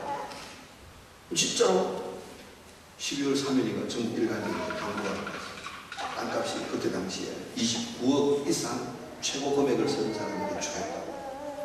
제가 교인들에게 금식기도 시켰지요. 하나님이 기도 중에 땅을 준다 했죠. 그랬는데 이게 이제 전국적으로 이게 이제 그 경매가 입찰이 들어가는 거니까 제가 마음이 급해요. 이거 안 되면 목사가 교인들에게 신뢰가 떨어지잖아요. 그때는 할 수 없이 이제 제가 그 형님을 찾았습니다. 제가 뭐 이게 교인들에게 이야기도 못하고 기도 중에 하나님 땅을 주신다 그랬는데 이게 전국 일간지 신문에 나왔는데 이걸 어떻게 해야 됩니까? 될지 안 될지는 모르지만 이렇게 해보라고 방법을 이야기해 주더라고요. 보통 이제 관공서 땅 이런 걸 살 때는 그 덩치가 좀 큰 거는 본인이 직접 안 나오고 대리인을 보냅니다. 그 대리인을 돌려보내는 방법에 대해서 이 형님들 몇 가지 이야기해 주세요. 근데 이거는 이제 너무 영업 비밀에서 제가 설교 시간에 이야기했습니다. 어쨌든 그래서 우리가 그 땅을 샀어요 진짜. 그래 건축을 다 하고 난 뒤에 우리가 이제 교인들에게 설교 시간 이야기를 했거든요. 하나님이 조폭을 쓰시는지 안 쓰시는지는 모르겠는데 어쨌든 소개비 10원도 안 주고 우리가 이 땅을 기적적으로 사게 됐다. 하나님 기적이다. 그래서 그 땅에다가 우리가 건축을 멋지게 했거든요. 저는 지금도 생각해보면 감사하기도 하면서 헷갈리는 거예요. 이 신학적으로 이걸 어떻게 해석을 해야 될까? 근데 어쨌든 저에게는 기적이거든요. 이 기적과 더불어서 제가 또 하나 이제 교회를 크게 건축을 할 때는 10월에 그 교회가 이제 100주년 기념 예배당을 건축을 하는데 교회 땅이 한 400평이었어요. 근데 제가 목사가 되면서 제일 고민하는 것 중에 하나가 성당은 어느 한 군데 생기면 최하 50에서 100년은 가는데 교회는 조금만 부흥하면 다른 데로 옮겨가요. 있던 예배당을 헐어버리지. 그래서 교회가 100년이 지났는데도 한 자리에서 그 교회당 건물을 그대로 유지하고 있는 교회는 잘 없어요. 제가 목사가 되면서 고민하는 것 중에 하나가 내가 목회를 잘 못하더라도 내가 목회하는 자리에 다음 세대, 그 다음 세대가 이곳에서 계속 예배할 수 있도록 땅이라도 넓게 확보해 주세요. 이게 제 기도 제목이었어요. 그래서 제가 이제 그 100주년 10월 예배당을 건축을 하면서 길 건너에 땅이 한 3,000평 땅이 나왔어요. 그 땅이 좀 시공차이였어요. 근데 그걸 조금만 사서 건축을 하고 싶은 거예요. 그래서 이제 교인들에게 다 우리가 저 땅을 위해서 기도하고 땅을 사다가 장로님부터 다 반대를 하는 거예요. 그래서 제가 우리가 돈이 하나도 없지만 하나님 저 땅을 우리에게 주신다는 사인을 한번 받아보자. 그 사인이 뭐냐면 땅 주인을 불러서 우리가 2년 뒤에부터 땅값을 갚겠다. 2년 뒤부터 갚는데 5년 안에는 반드시 다 갚겠다. 이 조건으로 그 땅을 사다. 왜냐하면 그 땅 주인이 농사도 안 짓고 버려진 땅이니까 달라고 해보자. 그러니까 딱 반대를 하는 거예요. 그 이야기는 목사님 내가 할게요. 근데 기도 기간이 끝나면 땅 주인을 불렀어요. 땅 주인이 도시에 사는 장로님인데 이 장로님이 뭐라 그러느냐면 우리 건축위원 12명 있는 자리에서 이런 얘기를 했어요. 장로님 인생을 살다 보면 말 안 되는 걸 우리가 경험하기도 하고 때로 말이 안 되는 걸 요구할 때도 있고 이러면서 말이 안 된다는 소리를 한 장에 몇 번이나 해요. 끝에 가서 하는 얘기가 우리 목사님이 기도 중에 응답을 받았다는데 말이 안 된다고 생각을 하지 말고 우리 목사님은 땅을 문서를 먼저 받고 2년 뒤에부터 돈을 갚겠다는데 땅 주인 입장에서 어떻게 생각합니까? 갑자기 땅 주인이 대답을 하네요. 12명이 저까지 합쳐서 14명이 땅 주인하고 조용히 있는데 저는 그 시간이 한 20분이 지난 줄 알았어요. 나중에 물어보니까 한 1분 20초 지났어요. 근데 대화를 하다가 1분 20초 아무 말이 없는 시간이 굉장히 길게 느껴졌거든요. 근데 그 땅 주인이 뭐라는 거냐면 주님이 서시겠다고 하는데 목사님 원하는 대로 다 해드리겠습니다. 제가 머리카락이 쭉 떴습니다. 여러분 땅이 없어서 이제 그런 실감이 안 나겠지만 어떤 사람이 와가지고 내 땅을 문서를 주면 등기를 하고 2년 뒤에부터 땅값 갚아드릴게요 그러면 미쳤습니까? 안 그러겠어요? 근데 그분이 땅 문서를 넘겨줬다니까. 넘겨주고 그때 당시 오히려 건축물에는 500만 원도 자기 돈 안 받았는데도 헌금을 해줬어요. 그래서 거기에서 이제 우리가 건축을 했거든요. 건축이 끝나고 2주 지나서 IMF가 터졌어요. 10월 경우에. 그때 은행 이자가 21%까지 올라갔거든요. 우리 교인들 한 달 헌금하는 거하고 은행 이자하고 비슷비슷하고 어떤 때 은행 이자가 더 많았어요. 제가 잠자면요 꿈에 맨날 어떤 꿈을 꾸느냐면 농협에 가서 돈을 빌려서 국민은행에 갚고 우리은행에서 돈을 빌려서 사는 일주일 내내 그런 꿈을 꾸고 주일 나가서 생각할 때는 사랑하시는 여러분 하나님이 다 책임지십니다. 걱정하지 마십시오 막 이랬거든요. 그러는 중에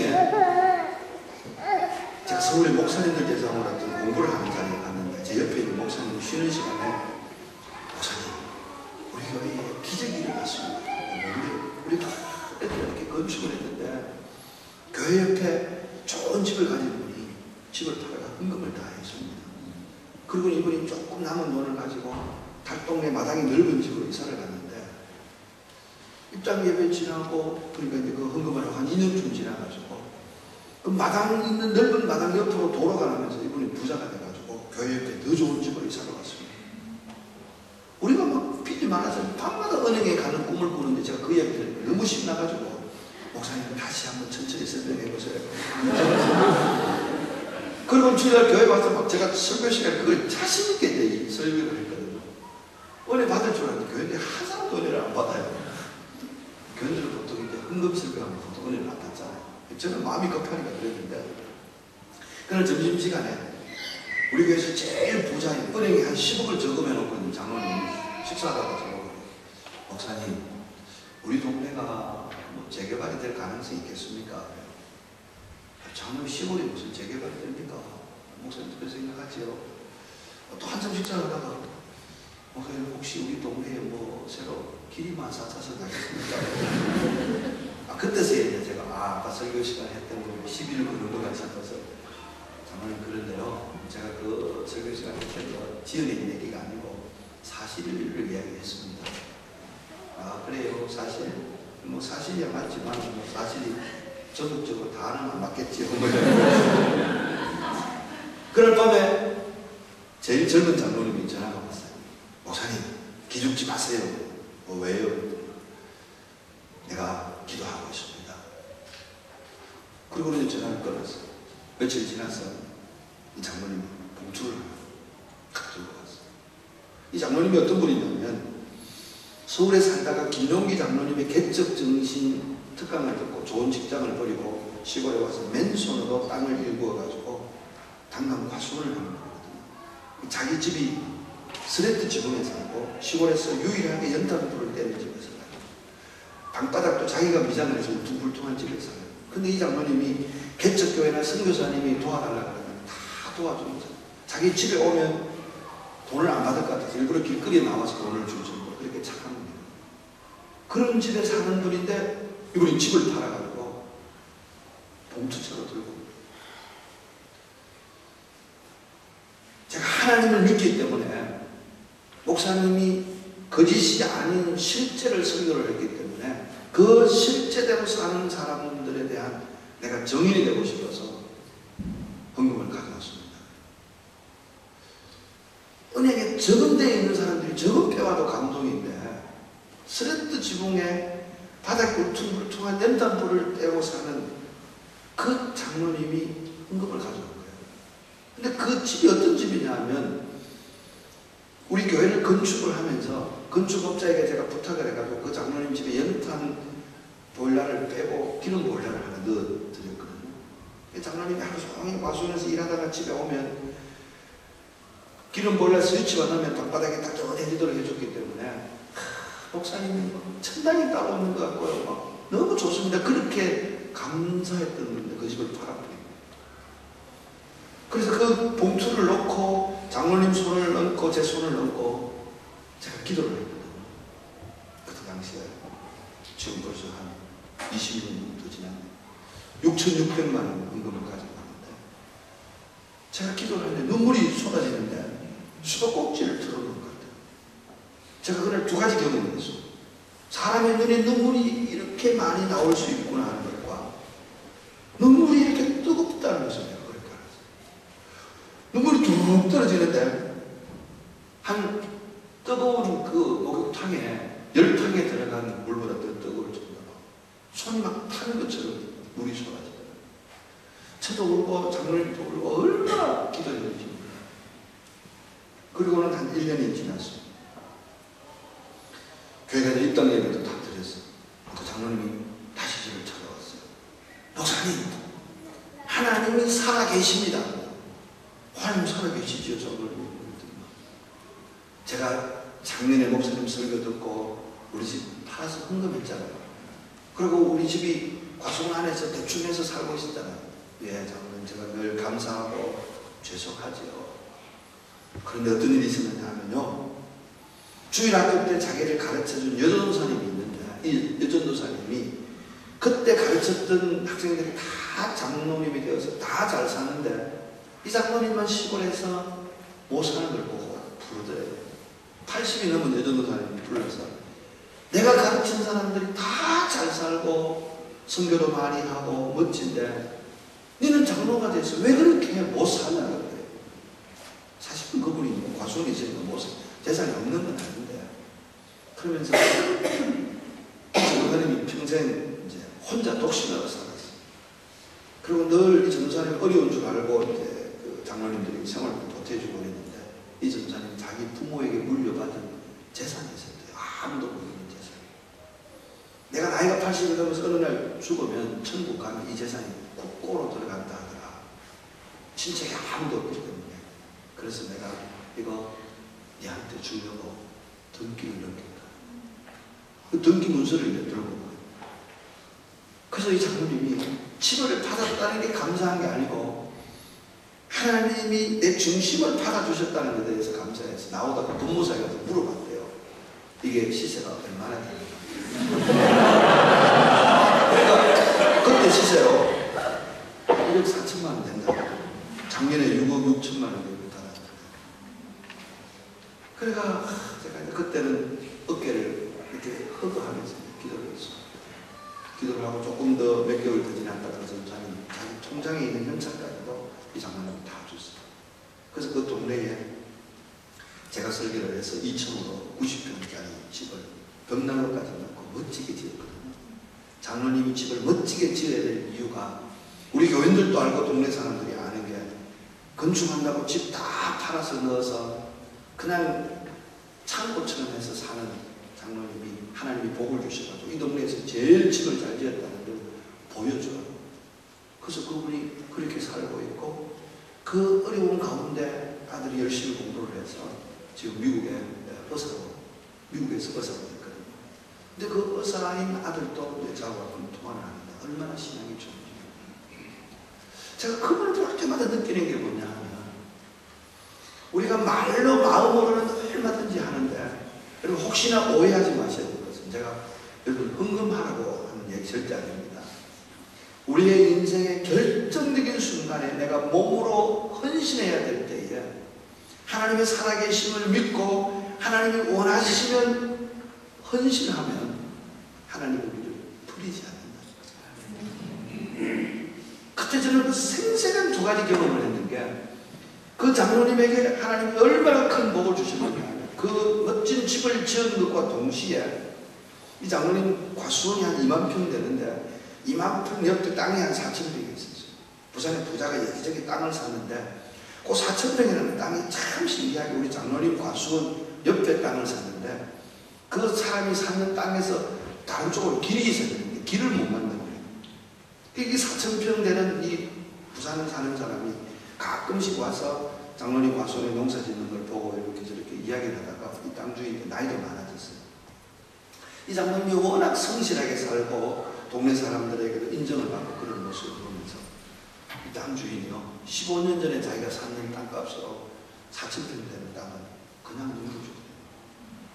이게 있을 수 없는 일이잖아요. 근데 그 장로님은 지금도 아들이 물론 잘 되어 있으니까 그렇겠지만 재산을 자식에게 안 물려주고 세상 떠나는 때쯤 되면 절반은 과원과 양로원에 주고 절반은 교회 양로원에 합니다. 참 멋진 인생을 사신 거잖아요. 그때는 그게 더 극적인 일이 하나 생겼어요. IMF가 터져가지고 21% 이자를 낼 때 막 빚을 못 갚을 때에 우리 본래 예배당에 400평 땅이 있었거든요. 그 땅을 이제 처분을 해야 빚을 갚는 거잖아요. 어느 날 재직회를 하면서 이제 집사님하고 우리 목사님 도대체 빚을 이거 언제 갚을 겁니까? 하나님 다 갚게 해주십니다.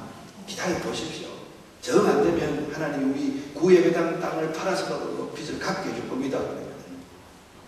그래서 제가 회의를 하면서 지나치는 말로 했는데 하나님이 거기에 대해서 책임을 져주시더라고요. 어떻게 책임을 져주시냐면 대구에 엄청난 부자가 지나가다가 그 땅에다가 별장을 짓고 싶은 마음이 있어요.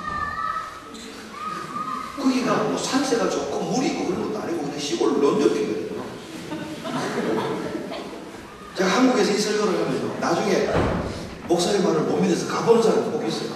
갔다 와서 이제 진짜 있대요 그러는데 밀양 마산교회라는 교회인데 그 교회 맞은편에 보면 그 소나무 육성으로 지은 별장 겸 제실을 아주 멋지게 지은 집이 있어요. 이 사람이 그게 이제 우리 예배당 특에 지으려고 그래 한 거예요. 이제 부동산 중개업자를 넣어가지고 땅값을 3배를 줄 테니까 팔아라 그러더라고요. 너무 좋은 거잖아요. 그 재직해서 우리 땅값의 3배를 주고 어떤 사람이 사서 별장을 짓겠다는데 팔까요 말까요? 그러더니 동의합니다, 제청합니다. 여기도 없고 교회들이 다 박수를 쳤어요. 그럼 땅값 3배를 주겠다는데 누가 반대해요? 그날 저녁 우리가 이제 그날 주인 점심을 다 맛있게 점심을 먹고 저녁에 우리 대표를 장로님하고 계약을 하러 갔어요. 계약을 하고 하러 갔다가 돌아와서는 얼굴이 노랗게 됐었어요. 왜 그랬느냐면 우리 교회 땅 옆에 권사님 땅이 있는데 이 권사님이 새벽기도가 안 빠지는 거예요. 진짜 열심히 신앙생활 하는 거거든요. 근데 이분이 교회 땅값을 3배를 주겠다는 사람에게 찾아가가지고 우리가 땅값 그거보다 평수 더 많은데 평당 3만 원 깎아줄 테니까 우리 땅 사라. 그 권사님이 교회를 중간에 가로채고 자기 땅을 팔아. 그 다음 주일날 교회가 발칵 뒤집혀야 됐어요. 안 믿는 사람이 그래도 안 되는데 집사도 그러면 안 되는데 어떻게 권사가 그럴 수 있냐. 새벽기도도 한 번 안 빠지는 권사가 어떻게 그럴 수 있냐고 치리해야 된다고 교회가 난리가 났어요. 제가 치리 안 합니다. 교회가 함부로 칼에 피를 묻히면 안 됩니다. 그 권사님 우리 교회 안 나오고 나갈 거니까 그냥 참고 있읍시다. 그래서 그 권사님은 그 땅을 300배를 받고 나가버리고 그 자리에다가 별장이 멋지게 지어졌어요. 그리고는 이제 한 1년 반 지났는데 막 손이 타는 거예요. 제가 빚은 못 갚는데 그 비싸게 그 권사님이 팔고 간 그 자리에 별장은 멋지게 지어져 있는데 그 땅을 우리가 팔았으면 우리가 빚을 상당 부분 갚았는데 한 1년쯤 더 지나서 이 별장을 지은 주인이 전화가 왔어. 목사님, 우리 집 있는 마루에 내가 다 누워서 보면 속이 캄캄한 게 앞에 예배당 유리창 깨어지고 십자가 없어지고 너무 보기 싫은데 그 철거 비용을 줄 테니까 철거 좀 해주시죠. 그래서 선생님하고 이야기하고 싶은 마음이 없습니다. 전화를 끊었어요. 그러니까 이제 자꾸 그 전화를 저한테도 하고 우리 교인들에게도 하고 그 교인들이 목사님 돈 준다는데 그거 그냥 확 밀어버리고 그게 고추나 옥수수를 심읍시다. 그 사람이 주는 돈은 안 받습니다. 제가 하지 맙시다. 여러분 이제 붙였어요. 몇 개월이 지났는데 이분이 이 부자가 전화가 와서 화가 나고, 그러면 목사님 내가 그 땅 살 테니까 목사님 부를 때는 안 불러보세요. 내가 사겠습니다. 저도 뭐 화가 났잖아요. 저도 언급길래 마음 같아서는 한 6배 받았으면 좋겠는데 5배는 주셔야 팝니다. 줄게요. 그리고 한 5분쯤 있다가 그 사람이, 근데 내가 5배를 주면 동네 사람들 욕하니까 평당 5만 원만 깎읍시다. 5만 원이야 깎아줄 수 있지. 그런데 알겠습니다. 그럼 우리 장로님을 보냈어요. 장로님이 갔다 왔는데 중도금도 없고 계약하면서 잔금까지 다 받아가지고 포대에다가 돈을 더 받았어요. 그래서 그 빚을 우리 이제 그 시골 교회에 3,000평 땅을 사서 지은 그 당에 빚을 다 갚았거든요. 근데 그때 교회를 중간에 가로채고 3배를 받아서 땅을 팔아서 나갔던 그 권사님 지금도 잘 살고 있다. 1번 완전히 망했다. 2번 몇 번이겠어요. 그 권사님이요 그 땅 팔아가 나가가지고 그때 우리나라 주식 한참 오를 때 주식을 투자를 해갖고 한 30억을 벌었어요. 저는 막 그 권사님 이야기 들을 때마다 피가 그랬는데 그렇게 부자가 되고 한 3년이 더 지나가지고 큰아들이 그 돈 때문에 이혼하고 그 주식이 다시 폭락합니다. 다 잃어버리고 지금은 월세는 사골세에 살고 있어요.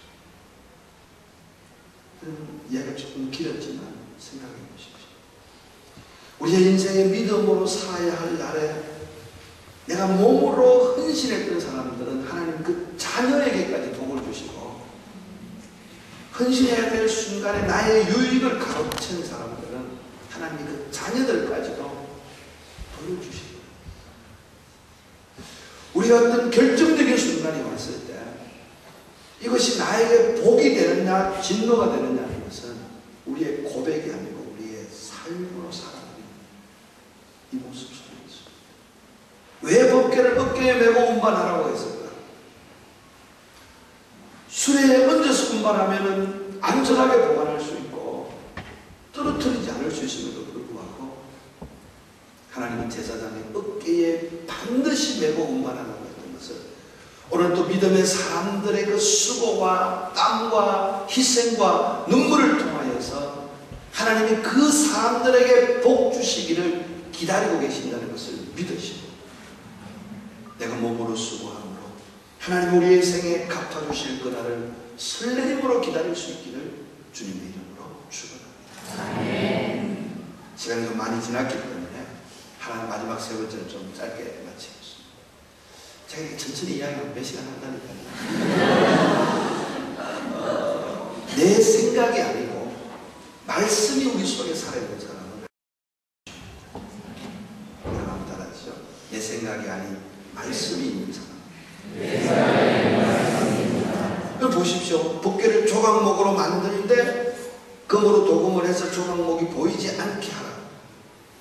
내가 예수님이 보여지는 삶을 살아가는 것이고, 이 법궤를 고리에 꿰어서 어깨에 메고 운반하라고 하는 것은 내가 몸으로 직접 수고하는 자를 하나님 기뻐하신다는 것인데, 이 법궤 속에 무엇이 들어있느냐? 법궤 속에 정의의 2돌판, 십계명, 하나님의 말씀이 그 속에 들어있었어요. 여러분 사울왕 시대에 법궤를 빼앗겨버리고 난 뒤에 블레셋에 성막을 깨끗하게 청소를 하고 단장을 했음에도 불구하고 하나님의 임재를 상징하는 구름이 그 성막의 회막에 임하지 않았습니다. 다윗이 왕이 되면서 그 법궤를 다시 가지고 안치했을 때에 그 성막에 하나님의 영광이 임했습니다. 무엇을 말하느냐? 우리 속에 말씀이 살아있지 아니하면 내가 아무리 좋은 옷을 입고 내가 교회를 아무리 오래 다니고 내가 교회에 어떤 직분을 가지고 있다 하더라도 하나님은 우리에게 관심이 없다. 내 속에, 내 마음과 생각 속에 하나님의 말씀이 살아있고 그 말씀이 기도의 제목이 되고 그 말씀이 우리의 삶의 지표가 되어지는 사람에게 하나님은 오늘 또 말씀하시고 오늘 또 인도해 가신다는 사실을 믿으시기 바랍니다. 우리 교회 장로님 중에 한 분이 제가 처음 우리 교회를 이렇게 청빙받아 왔을 때는요, 예배 시간에 찬송을 안 했어요. 성경도 안 읽었어요. 자기 부인 때문에 억지로 끌려와서 예배에 앉아있는 사람이었어요. 근데 이분이 어느 순간부터 찬송을 하다가 어느 순간부터 성경을 읽기 시작을 했는데 성경 읽는 재미에 빠져가지고 성경을 얼마나 많이 읽는 거냐면 요즘은 1년에 성경을 한 11번 읽습니다. 이분이 할 일이 없는 사람이 아니고 대기업의 연구소 소장 겸 공장장 코롱이라고 하는 대그룹. 근데 그분이 하는 일이 뭐냐면 첨단 섬유를 연구를 하거든요.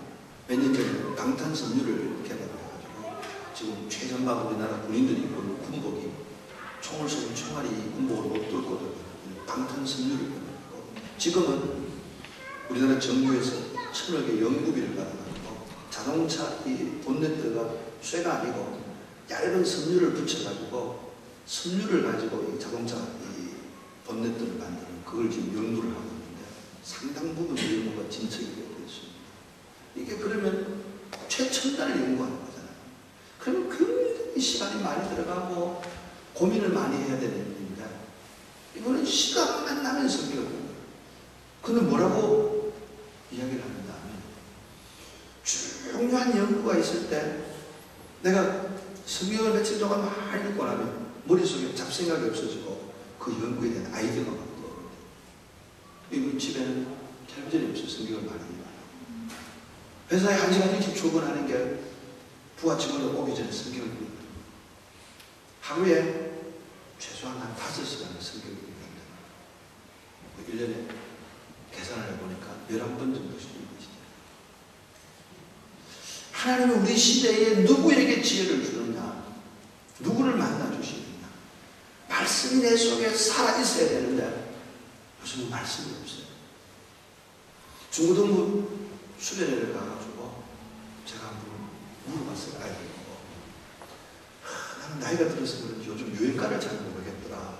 그 요즘 유행하는 유행가 가사 5개를 다 적으면 점심시간에 성경 암송 안 해도 밥 먹을 수 있도록 해주겠다. 애들이 웃으면서 막 적어요. 다 적어서 이제 종이 뒤집어서 성경에 나오는 인물을 20명 이상 적으면 합격이다. 애들이 20명을 못 적어요. 유행가는 가사는 다 적을 수 있는데 성경 요절이 아니고 성경 인물을 또 20명을 애들이 못 적더라고요. 어른들은 그럼 못 적을까? 우리 교회는 성경 공부가 많이 있거든요. 한 9개 정도가 있는데 나이가 조금만 들면 성경 공부를 안 하려고 해요. 권사님 왜 성경 공부 안 하시죠?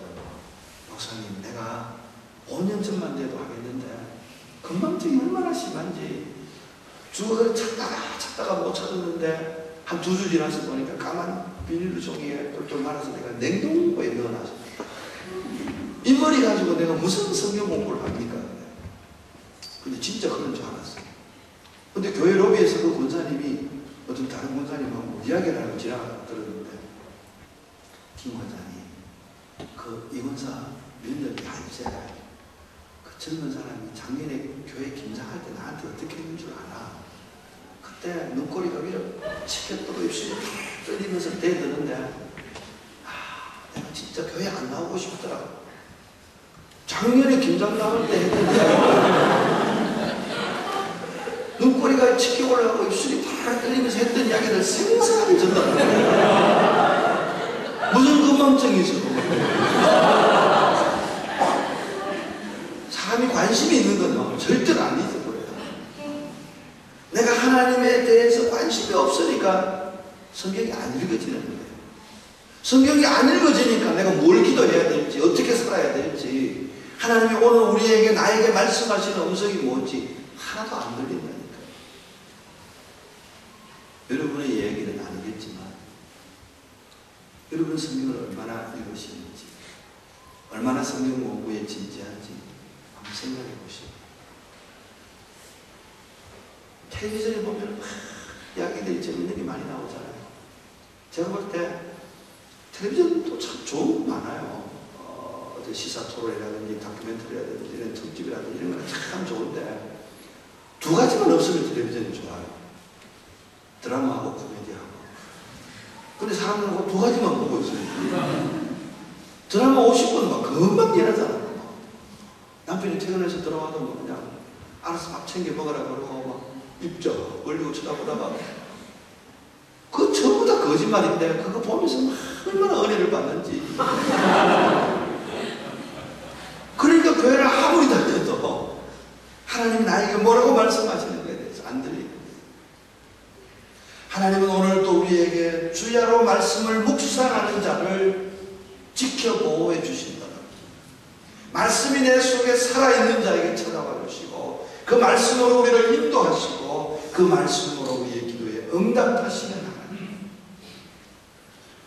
법궤를 빼앗겨버렸을 때, 말씀을 빼앗겨버렸을 때 하나님의 영광이 이스라엘을 떠났던 것처럼 그 법궤가 말씀이 이스라엘에 돌아왔을 때 하나님의 영광이 그들에게 임했던 것처럼 오늘 우리 시대에 우리 개인들에게, 우리의 교회들에게 말씀이 살아있느냐 없느냐 그것을 보시고 하나님의 임재가 우리에게 있다는 것을 믿으시고 우리의 마음속에 말씀이 살아 움직일 수 있기를 주님의 이름으로 축원합니다. 말씀을 정리합니다.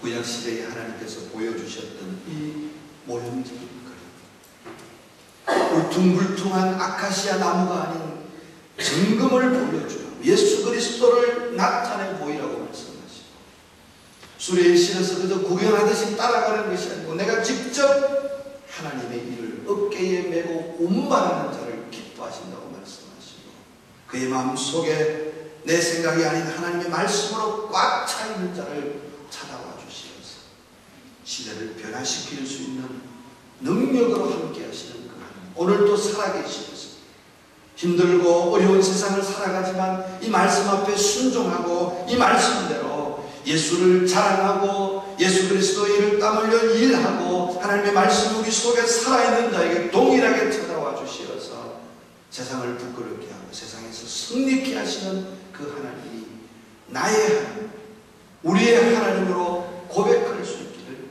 주님의 이름으로 축원합니다. 기도하시겠습니다.